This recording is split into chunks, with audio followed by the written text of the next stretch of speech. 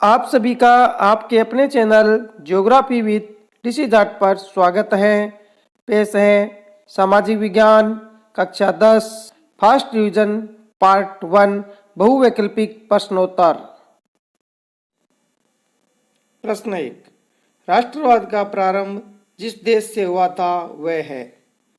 ए France, बे Germany, से Bharat, the Sri Lanka. सही उत्तर है ए फ्रांस। राष्ट्रवाद का प्रारंभ फ्रांस से हुआ था। प्रश्न 2, नेपोलियन की संहिता का निर्माण हुआ था तो 1804 है सही में। तो नेपोलियन संहिता का निर्माण 1804 में हुआ।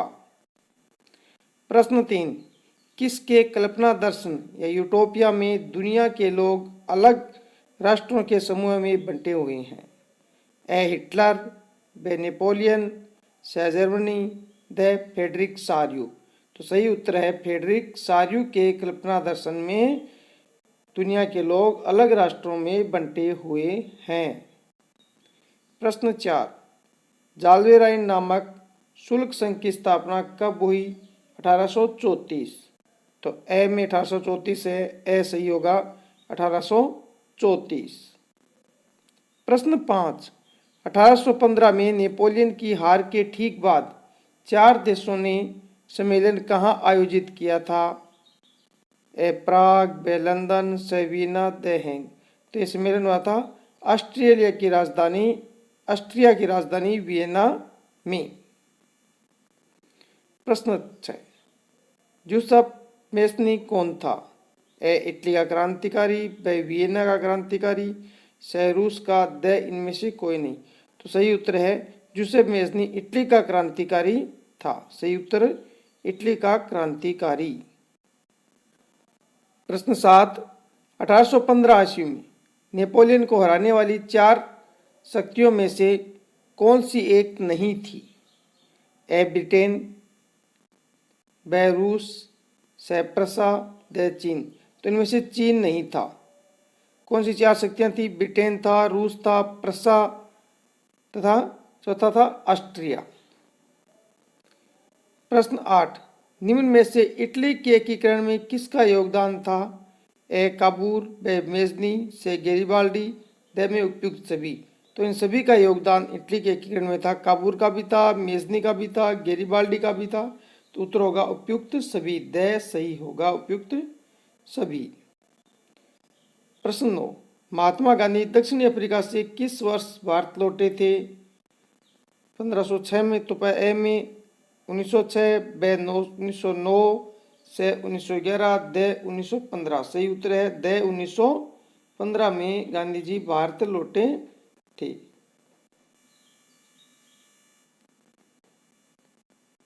प्रश्न 10, महात्मा गांधी ने भारत में 1917 में पहला सत्याग्रह कहाँ चलाया था?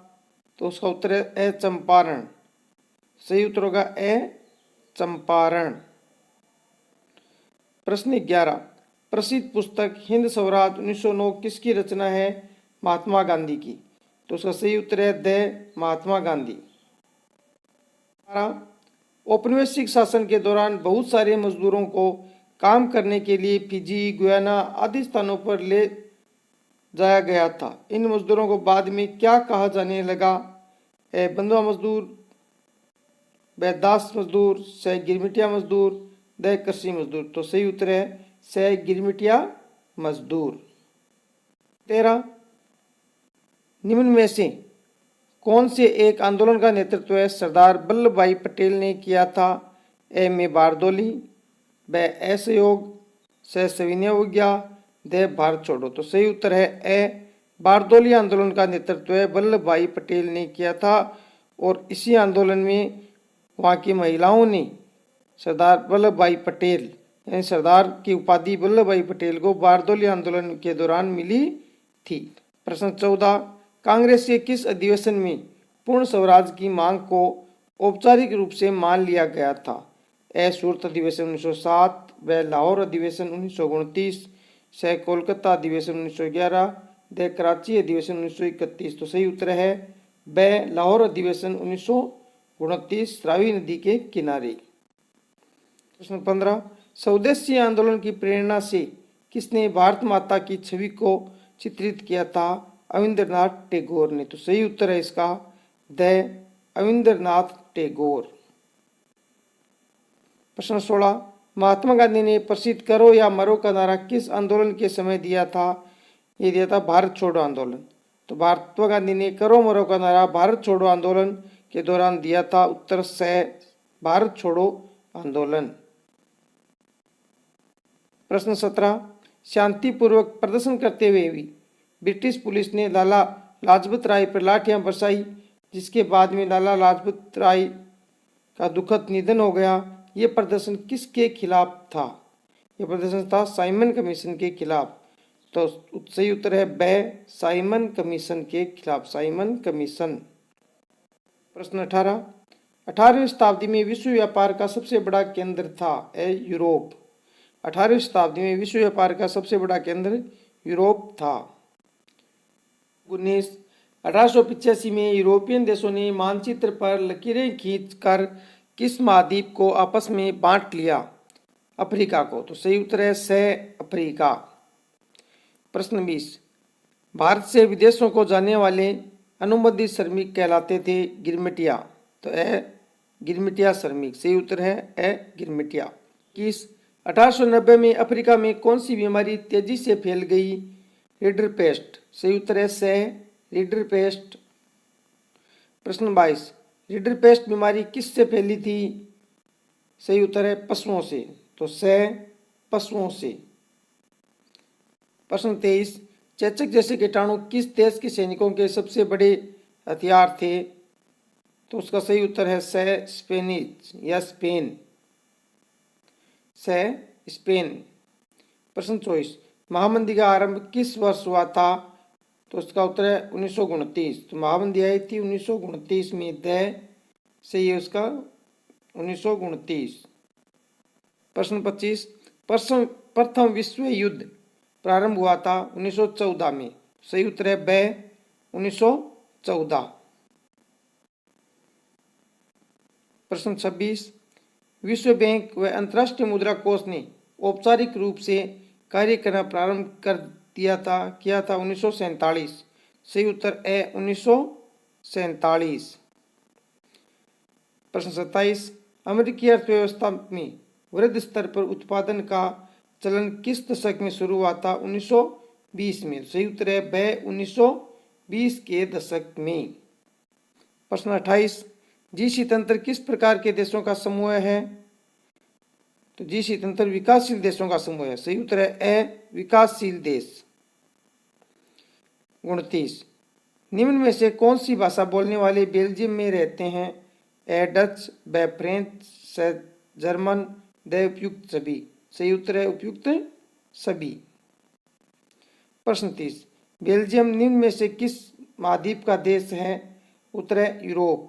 सही उत्तर है ब यूरोप। प्रश्न 31, बेल्जियम की राजधानी है ब्रुसेल्स। सही उत्तर है ब्रुसेल्स। 32, बेल्जियम में कौन सी भाषा बोलने वाले तुलनात्मक रूप से ज्यादा ताकतवर थे? फ्रेंच भाषा बोलने वाले, द फ्रेंच भाषा। संख्या में कम थे लेकिन राजनीतिक रूप से ज्यादा ताकतवर थे फ्रेंच भाषी लोग।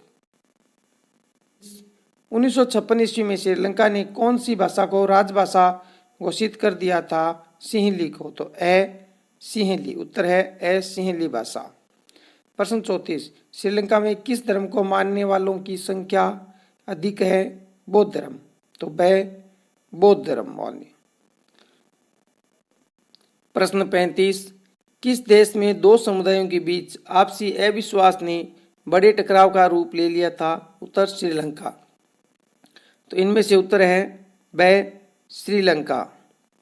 प्रश्न 36, श्रीलंका के गृह युद्ध का अंत हुआ कब? अंत हुआ 2009 में। तो उत्तर है स 2009। प्रश्न 37, अधिकतर सामाजिक विभाजन आधारित होते हैं जन्म पर। सही उत्तर है जन्म पर।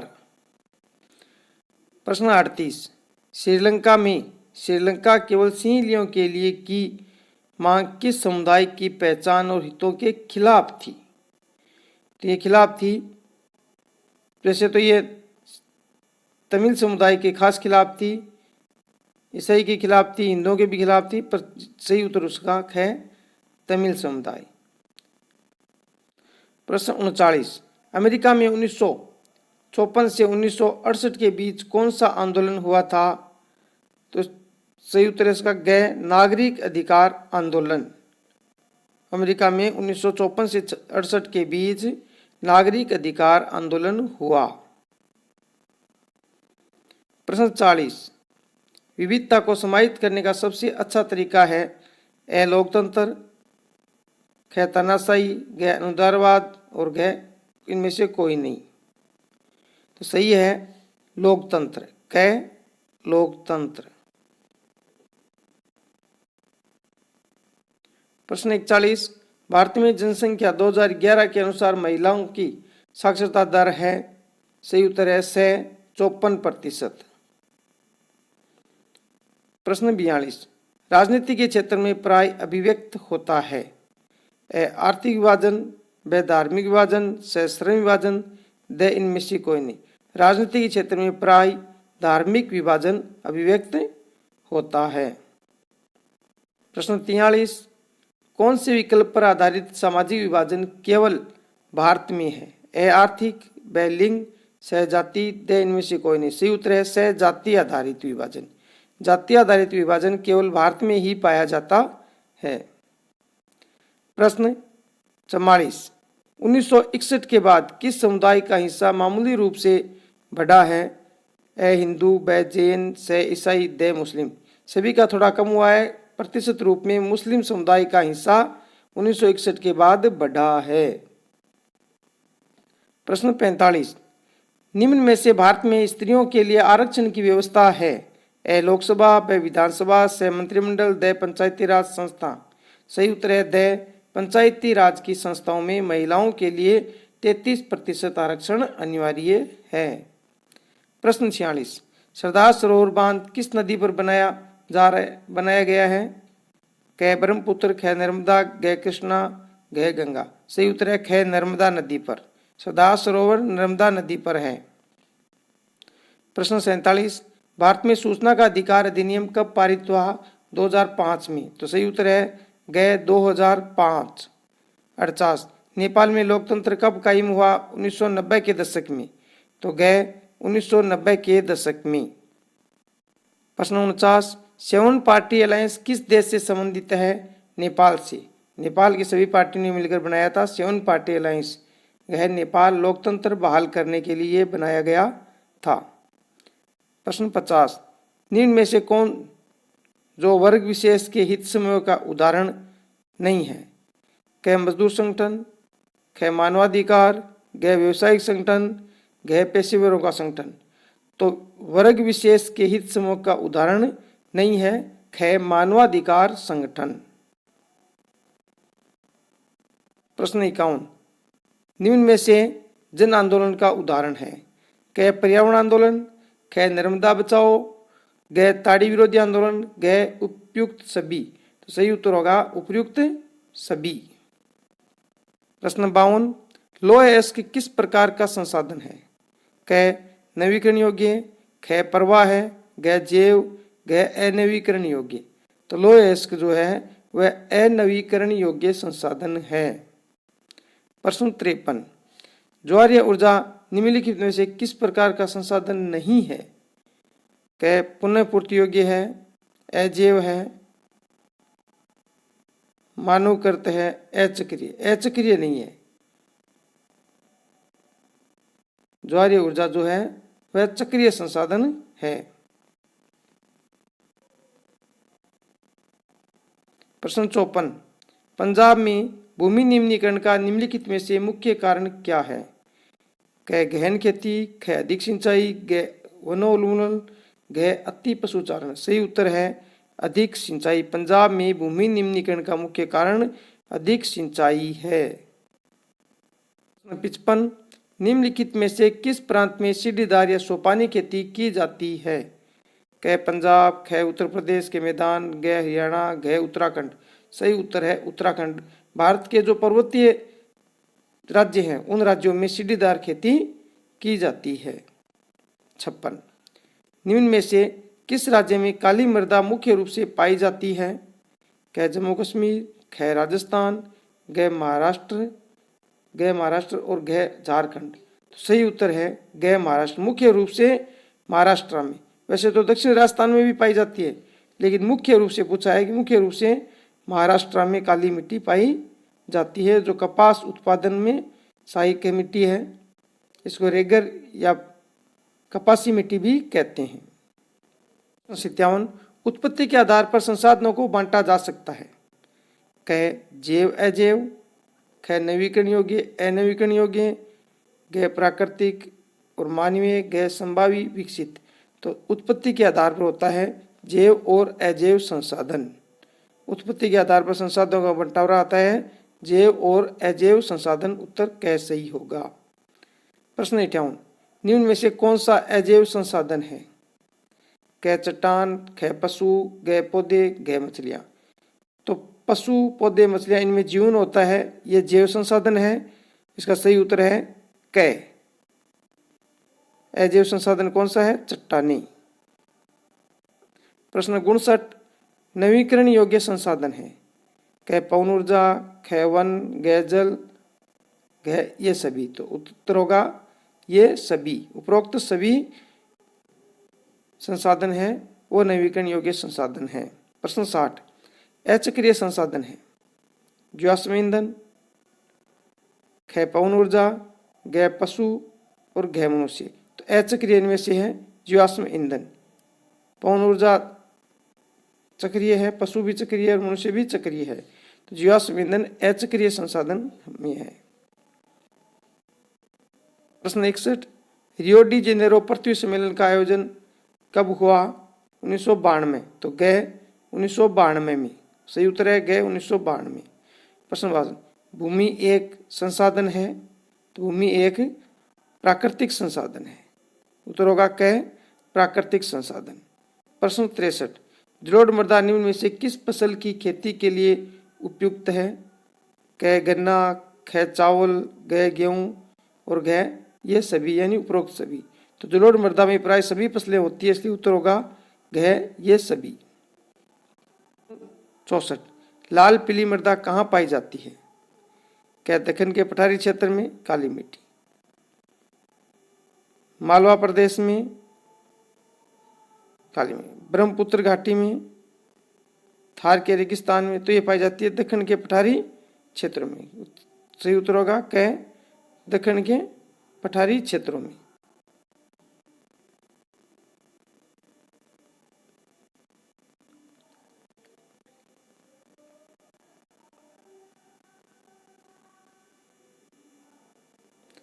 प्रश्न 65 निम्न में से किस राज्य की लाल लेटराइट मृदाएं कांजू की फसल के लिए अधिक उपयुक्त है? तो क तमिलनाडु, ख आंध्र प्रदेश, ग केरल ये सभी। सही उत्तर होगा ये सभी। प्रश्न 66 चादर प्रदन के लिए निम्न में से कौन सा कारक उत्तरदायी है? तो चादर प्रदन के लिए उत्तरदायी कारक होता है जल। सही उत्तर होगा क जल। 67 विश्व में सारी जैव उपजातियों की कितनी प्रतिशत संख्या भारत में पाई जाती है? सही उत्तर होगा ब 8%। प्रश्न 68 एक अनुमान के तहत भारत में कितने प्रतिशत वन्य वनस्पति जात के लुप्त होने का खतरा है? तो सही उत्तर है 10% भारतीय वन्य जात जीवों के समाप्त होने का खतरा है। प्रश्न 69 निम्न में से कौन सा एक संकटग्रस्त जाति की श्रेणी में नहीं आता? भारतीय जंगली गधा आता है, गेंडा आता है, शेर बंदर पूंछ वाला बंदर आता है, गाय संकटग्रस्त जाति में नहीं आती है। प्रश्न 70 भारतीय वन्य जीव संरक्षण अधिनियम कब लागू हुआ? 1972 में। सही उत्तर है ब 1972। प्रश्न 71 कौन सी टिप्पणी प्राकृतिक वनस्पति जात और प्राणी जात के ह्रास का सही कारण नहीं है? कृषि का प्रसार है, पशुचारण और ईंधन और लकड़ी एकत्रित करना है, वृहद स्तरीय विकास परियोजनाएं, तीव्र औद्योगिकरण और शहरीकरण। तो इनमें से व पशुचारण और ईंधन के लिए लकड़ी एकत्रित करना ये वनस्पति जात के लिए हानिकारक नहीं है। और कृषि का प्रसार, वृहद स्तरीय विकास परियोजनाएं, तीव्र औद्योगिकरण, ये सभी प्राकृतिक वनस्पति जात के लिए हानिकारक है। तो नहीं वाले में उत्तरों का ब पशुचारण और ईंधन लकड़ी एकत्रित करना। ईंधन में सूखी लकड़ी एकत्रित की जाती है। उत्तर सरिस्का बाग रिजर्व राजस्थान के किस जिले में स्थित है? तो सरिस्का है अलवर में। सही उत्तर है ए अलवर। प्रश्न 73 हिमालयन यव या ल्यू क्या है? एक औषधीय पौधा। तो ब एक औषधीय पौधा। 74 वन विभाग के अनुसार वनों का प्रकार है? ए आरक्षित, ब आरक्षित, से अवर्गीकृत, द उपयुक्त सभी। तो उपयुक्त सभी इसमें सही होगा। वन विभाग के अनुसार वनों के प्रकार में आरक्षित, रक्षित और वर्गीकृत तीनों वन आते हैं। प्रश्न 75 इनमें से किसने बांधों को आधुनिक भारत के मंदिर कहा है? तो बांधों को आधुनिक भारत के मंदिर पंडित जवाहरलाल नेहरू ने कहा था। सही उत्तर है ए पंडित जवाहरलाल नेहरू। 1961 में भाखड़ा नागल बांध का उद्घाटन करते हुए उन्होंने बांधों को आधुनिक भारत के मंदिर कहा था। किसने? जवाहरलाल नेहरू ने। प्रश्न 76 निम्न में से किस नदी को बंगाल का शोक कहा जाता है? बंगाल का शोक दामोदर नदी। तो ब होगा दामोदर नदी। माई को बिहार का शोक कहते हैं। प्रश्न 77 राजस्थान में वर्षा जल संग्रहण को कहा जाता है। वर्षा जल संग्रहण की विधि राजस्थान की कौन सी है इनमें से? ए गुल, ब कुल, से टांका, द बाउक्स। तो राजस्थान में वर्षा जल संग्रहण की पद्धति से टांका है। प्रश्न 78 निम्नलिखित में से किस नदी पर टिहरी बांध बनाया जा रहा है? तो टिहरी बांध है ए भागीरथी नदी पर। प्रश्न 79 विश्व में जल के आयतन का कितना प्रतिशत भाग अलवणीय जल है? तो विश्व में लगभग 2.5% ही अलवणीय जल यानी मीठा जल है। प्रश्न 80 पहाड़ी और पर्वतीय क्षेत्रों में वर्षा जल संग्रहण के लिए निम्नलिखित में से कौन सी विधि अपनाई जाती है? पहाड़ी क्षेत्रों में वर्षा जल संग्रहण की विधि निम्न में से ए जोड़, ब जलवाहिका, से खादीप और द गुल अथवा कुल। तो गुल और कुल ये पहाड़ी क्षेत्रों में वर्षा जल संग्रहण की विधि है। सही उत्तर होगा द गुल अथवा कुल। प्रश्न अगला नागार्जुन सागर बांध किस नदी पर स्थित है? तो नागार्जुन सागर बांध है कृष्णा नदी पर। से कृष्णा। अगला प्रश्न निम्न में से कौन सी परियोजना राजस्थान में मध्य प्रदेश की संयुक्त परियोजना है? राजस्थान और मध्य प्रदेश की संयुक्त परियोजना चंबल घाटी परियोजना है। प्रश्न 81 पृथ्वी के धरातलीय जल का कितना प्रतिशत भाग खारे जल का है? तो पृथ्वी के धरातलीय जल का लगभग 97% भाग। सही उत्तर है द 97% भाग खारे जल का है। प्रश्न 82 जयपुर शहर को किस परियोजना से पेयजल की आपूर्ति होती है? जयपुर शहर को पेयजल की आपूर्ति बिशलपुर परियोजना से होती है। सही उत्तर होगा से बिशलपुर परियोजना। प्रश्न 83 राजस्थान में परंपरागत जल संरक्षण के रूप में बेरिया या छोटी कुई किस जिले में है? वैसे तो राजस्थान के सभी जिलों में पाई जाती है लेकिन अधिक कहाँ है? ए जयपुर अजमेर, ब कोटा बूंदी, से चित्तौड़ भीलवाड़ा, द बाड़मेर जैसलमेर। तो सही उत्तर होगा बाड़मेर और जैसलमेर में बेरियों और कुइयों की संख्या सबसे अधिक पाई जाती है। निम्न में से कौन सी रोपण फसल नहीं है? तो चाय ये भी रोपण है, गन्ना ये भी रोपण है, से चावल ये रोपण फसल नहीं है। तो सही उत्तर होगा से चावल। रबड़ भी रोपण फसल में आता है। यानी रोपण फसल का मतलब होता है एक बार लगाने के बाद बार बार उत्पादन लेना।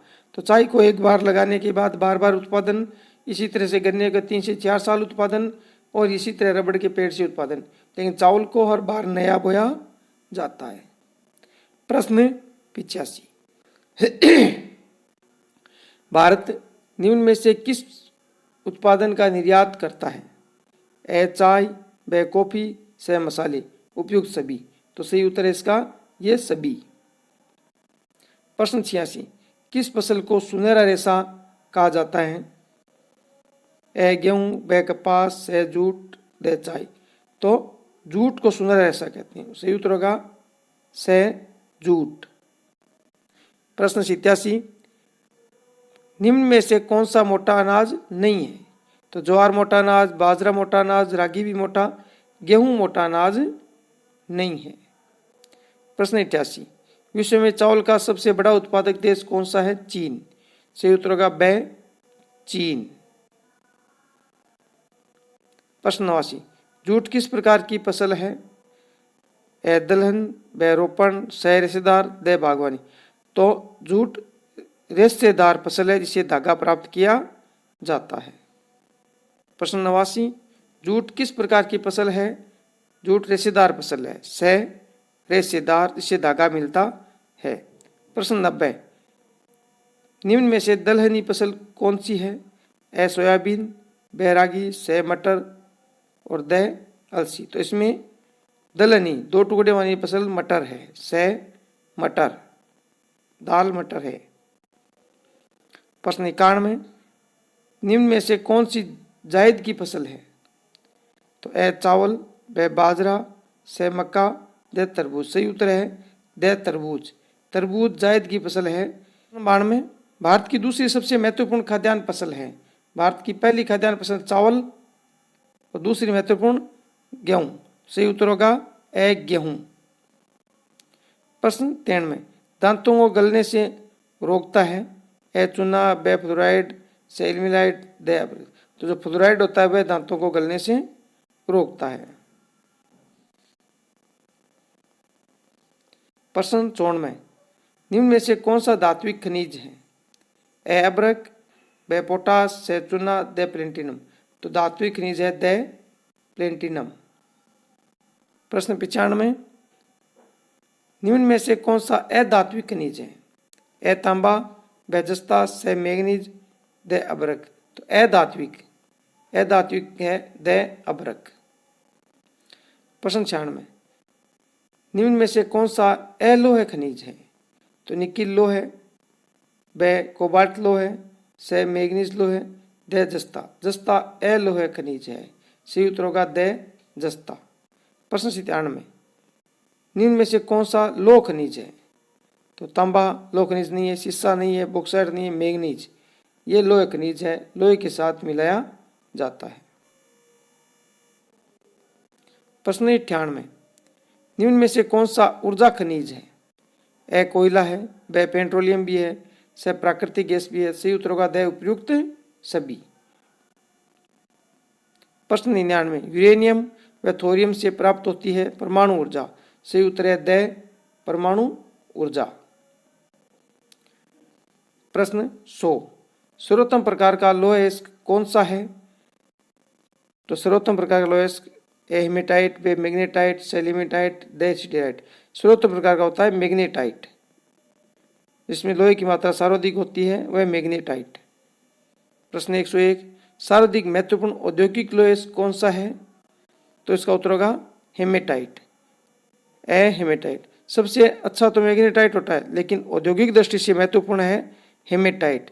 तो औद्योगिक लोहा पूछे तो क्या आएगा उत्तर? हेमेटाइट। प्रश्न 102, गोवा और नोआमंडी लौह अयस्क की खदानें कौन से राज्य में स्थित है? सही उत्तर है ए झारखंड में। प्रश्न 103, कुंद्रेमुख लौह अयस्क की खदान कौन से राज्य में स्थित है? सही उत्तर है द कर्नाटक।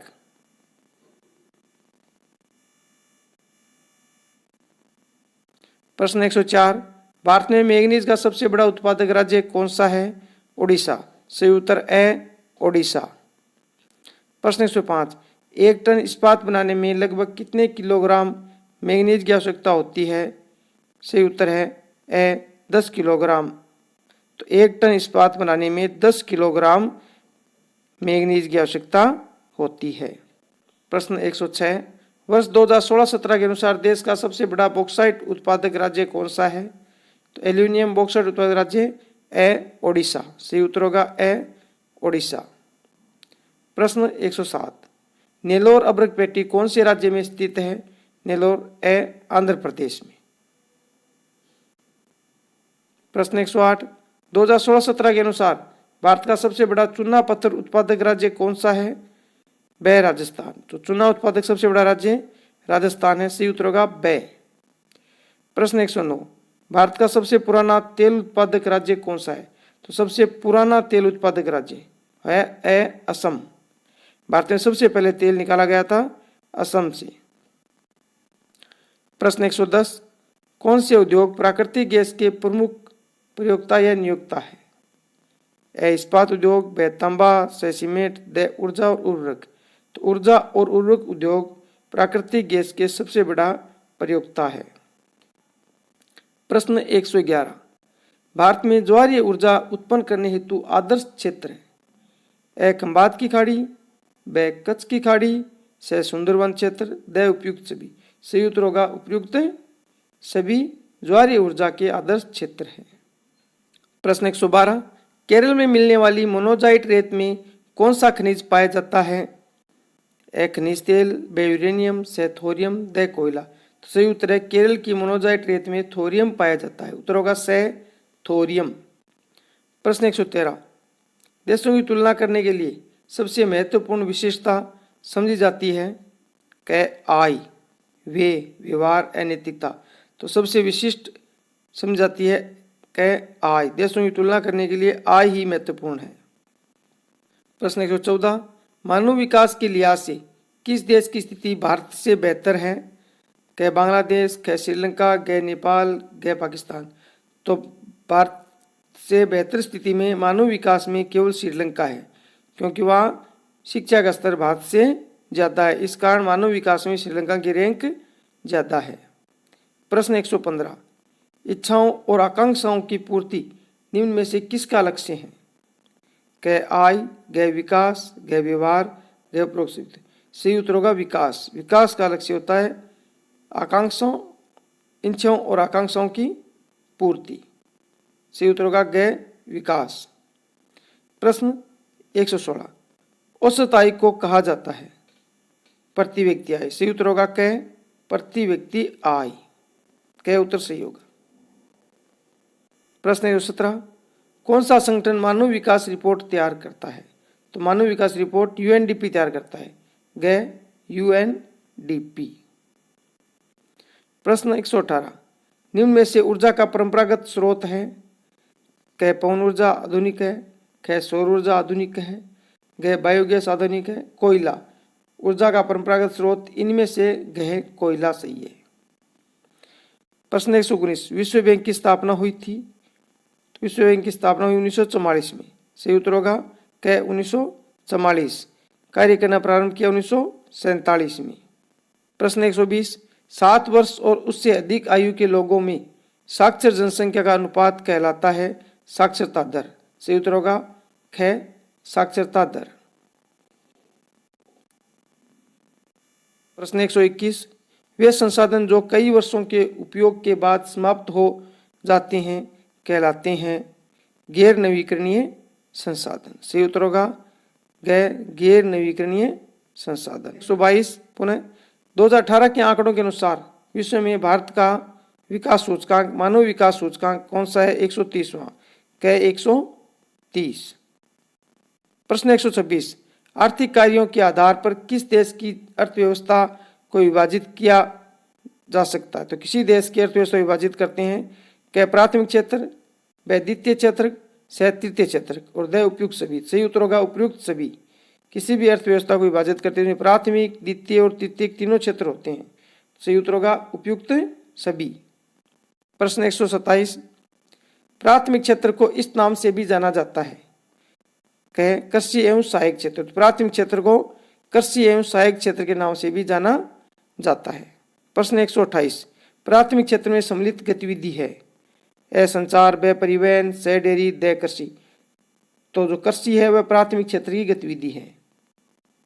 प्रश्न 129, कौन सी एक क्रिया अथवा कार्य द्वितीय क्षेत्र से है? ए गन्ने से गुड़ चीनी बनाना, ब बैंकिंग, स कृषि, द भंडारण। सही उत्तर होगा ए गन्ने से गुड़ व चीनी बनाना ये द्वितीय क्षेत्र में औद्योगिक क्रिया है। बैंकिंग सेवा क्षेत्र में, भंडारण सेवा क्षेत्र में और कृषि प्राथमिक क्षेत्र में। प्रश्न 130, किसी देश के अंदर किसी विशेष वर्ष में उत्पादित सभी अंतिम वस्तुओं सेवाओं का मूल्य कहलाता है? ए सकल घरेलू उत्पाद, जीडीपी। सकल घरेलू उत्पाद। प्रश्न 131, अल्प बेरोजगारी मुख्यतः पाई जाती है कृषि में। सही उत्तर होगा स, कृषि में। प्रश्न 132, सार्वजनिक और निजी क्षेत्र किस आधार पर विभाजित होते हैं। ए रोजगार शर्त, ब आर्थिक गतिविधियों के स्वभाव पर, स उद्यमों के स्वामित्व पर, द इनमें से कोई नहीं।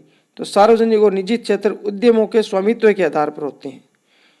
सरकार के अधिकार वाले सार्वजनिक और व्यक्तिगत अधिकार वाले निजी क्षेत्र। तो सही उत्तर होगा स। प्रश्न 133, निम्न में से निजी क्षेत्र का उदाहरण है। क डाकघर, ब रिलायंस इंडस्ट्री, स भारतीय रेलवे, द उपयुक्त सभी। सही उत्तर होगा ब रिलायंस इंडस्ट्री लिमिटेड निजी क्षेत्र का उदाहरण है। प्रश्न 134, महात्मा गांधी राष्ट्रीय ग्रामीण रोजगार गारंटी अधिनियम संबंधित है। ए काम का अधिकार, ब शिक्षा, स विवाह है और द सूचना। सही उत्तर है काम का अधिकार। जो मनरेगा है वह काम के अधिकार से संबंधित अधिनियम है। प्रश्न 135, वह माध्यम जिसके द्वारा हम वस्तुओं और सेवाओं को खरीदते हैं और बेचते हैं उसे कहते हैं। तो वस्तुओं और सेवाओं को खरीदते और बेचते हैं वो कहलाता है वस्तु विनिमय।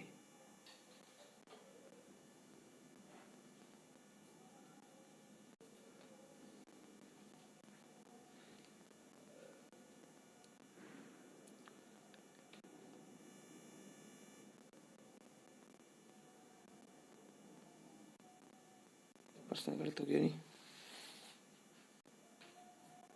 प्रश्न 135, वह माध्यम जिसके द्वारा हम वस्तुओं और सेवाओं को खरीदते और बेचते हैं उसे कहते हैं ए मुद्रा। सही उत्तर होगा ए मुद्रा। वर्तमान में मुद्रा के माध्यम से वस्तुओं सेवाओं को बेचते हैं। प्रश्न 136, मुद्रा का प्रमुख कार्य निम्न में से क्या है। ए विनिमय, ब जमा, स प्राप्ति, द ऋण उपलब्ध। तो मुद्रा का जो मुख्य कार्य है, प्रमुख कार्य वह है विनिमय का माध्यम। जमा और ऋण उपलब्ध ये बैंक के कार्य हैं। प्रश्न 137, विनिमय में कम से कम कितने पक्षों की आवश्यकता होती है। ए 2 पक्षों की। प्रश्न 138, आवश्यकता के दोहरे संयोग का अंग है। ए बेचना, ब खरीदना, स आवश्यकता। तो उपरोक्त सभी। सही उत्तर होगा इसका उपरोक्त सभी दोहरे संयोग के अंग है।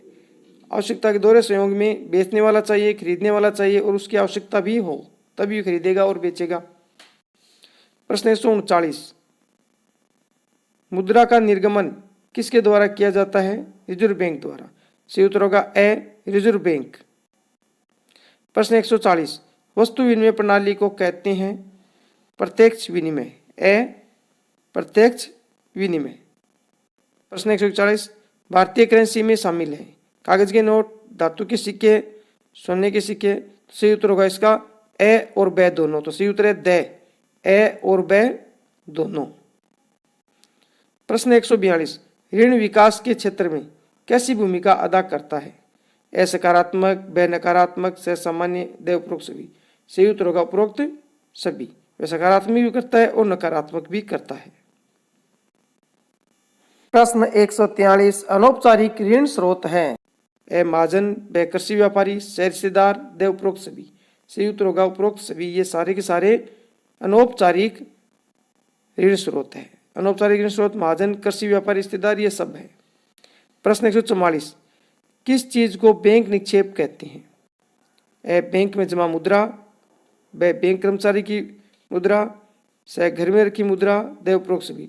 सही उत्तर है बैंक में जमा मुद्रा को ही बैंक निक्षेप कहा जाता है। बैंक में जमा हमारी जो राशि है उसको बैंक निक्षेप कहते हैं। प्रश्न 145, किस मुद्रा का संबंध प्राचीन काल से नहीं है। ए कागज के नोट, ब सोने के सिक्के, स चांदी के सिक्के, द तांबे के सिक्के। तो सोने के, तांबे के और चांदी के ये सभी प्राचीन काल में थे, कागज के नोट नहीं थे। तो उत्तर होगा इसमें कागज के नोट का संबंध प्राचीन काल से नहीं है। प्रश्न 146, विभिन्न देशों के बीच परस्पर संबंध एवं तीव्र एकीकरण को कहा जाता है वैश्वीकरण। सही उत्तर होगा ब वैश्वीकरण।